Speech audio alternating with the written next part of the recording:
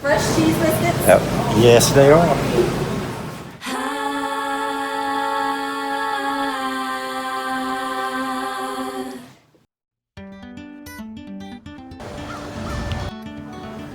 It's been around since the 1960s. And the food keeps people coming back. Most days, cars are pulling up before the sun comes up. And there's one item that keeps everybody talking about Little Rocket. Make our cheese biscuits early. Hot or cold, cheese biscuits are a favorite. We made, 1,000 this morning in about 2.5 hours.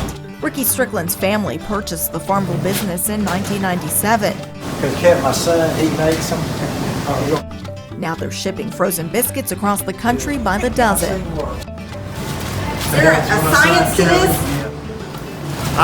No, it's just a lot of practice. Fresh cheese biscuits? Yep. Yes, they are. Each one handmade inside a Main Street space Roll it in. before landing in each customer's hands. Cheese biscuit. On this episode of Let's Craft, I'm Shayla Reaves.